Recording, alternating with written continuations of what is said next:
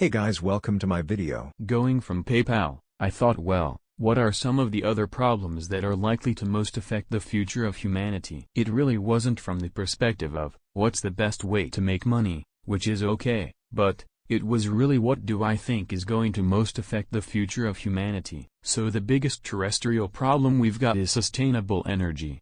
But the production and consumption of energy in a sustainable manner. If we don't solve that in this century, we're in deep trouble. And the other one being the extension of life beyond Earth to make life multiplanetary. So that's the basis for, the latter is the basis for SpaceX and the former is the basis for Tesla and SolarCity. When I started SpaceX, initially, I thought that well, there's no way one could start a rocket company. I wasn't that crazy. But, then, I thought, well, what is a way to increase NASA's budget? That was actually my initial goal. I thought, well, if we could do a low-cost mission to Mars, Oasis, which would land with seeds and dehydrated nutrient gel, then hydrate them upon landing, and you'd have this great photo of green plants in a red background. The public tends to respond to precedents and superlatives. And this would be the first life on Mars and the furthest life had ever traveled as far as we know. And I thought, well, that would get people really excited and increase NASA's budget. So obviously the financial outcome from such a mission would probably be zero. So anything better than that was on the upside. So, I went to Russia 3 times to look at buying a refurbished ICBM, because that was the best deal. And I can tell you it was very weird going there in late 2001 to 2002, going to the Russian rocket forces and saying, I'd like to buy 2 of your biggest rockets, but you can keep the nukes. That's a lot more. That was 10 years ago. I guess. They thought I was crazy, but I did have money. So, that was okay. After making several trips to Russia, I came to the conclusion that, my initial impression was wrong about, because my initial thought was, well, that there is not enough will to explore and expand beyond Earth and have a Mars base, that kind of thing. That was wrong. In fact, there's plenty of will, particularly in the United States.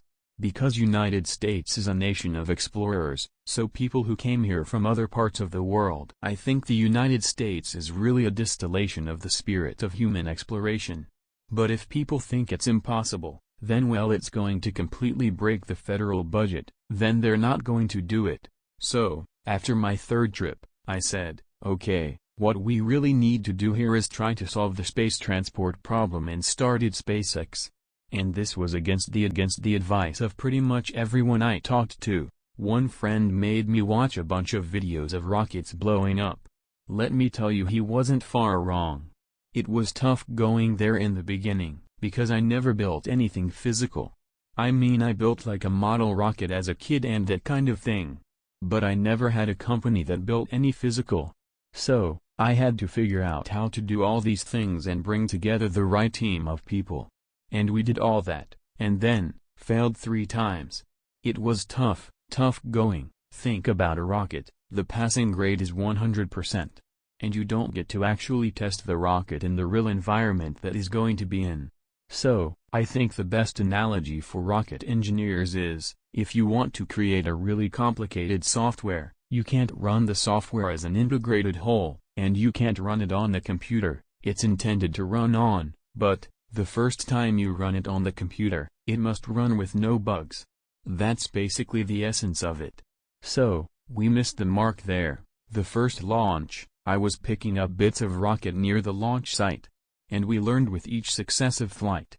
And we were able to, eventually with the 4th flight in 2008, reach orbit.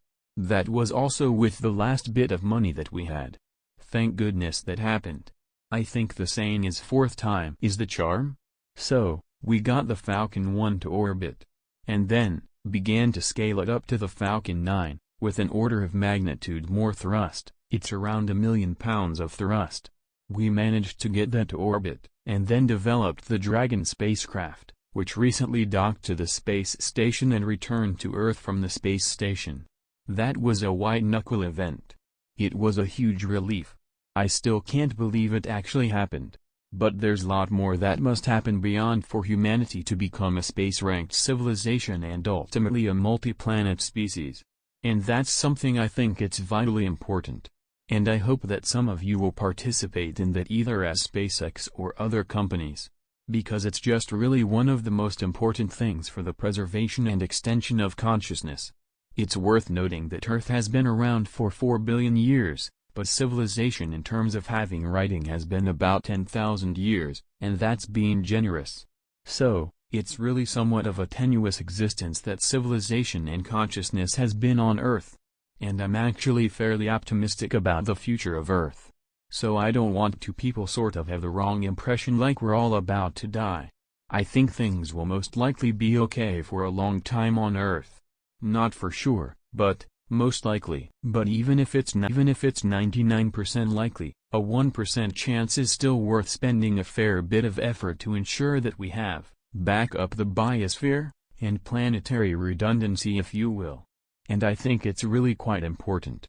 And in order to do that, there's breakthrough that needs to occur, which is to create a rapidly and completely reusable transport system to Mars, which is one of those things that's right on the borderline of impossible.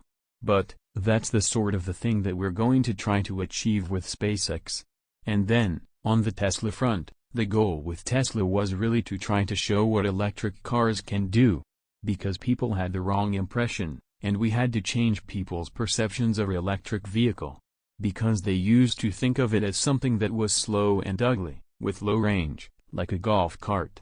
So, that's why we created the Tesla Roadster, to show that it can be fast, attractive and long range. And it's amazing how, even though you can show that something works on paper, and the calculations are very clear, until you actually have the physical object, and they can drive it, it doesn't really sink in for people. So that I think is something worth nothing. If you're going to create a company, the first thing you should try to do is create a working prototype. Everything looks great on PowerPoint. If you have an actual demonstration article, even if it's in primitive form, that's much more effective in convincing people. So we made the Tesla Roadster, and now we're coming out soon with Model S, which is a 4-door sedan. Because we made the Tesla Roadster, people said, "Sure, we always knew you could make a car like that. It's an expensive car and it's low volume and small and all that, but can you make a real car?" Okay, fine, we're going to make that, too. So, that's coming out soon. And so that's where things are, and hopefully, there are lessons to be drawn there. I think the overreaching point I want to make is you guys are the magicians of the 21st century. Don't let anything hold you back. Imagination is the limit. Go out there and create some magic. Thank you.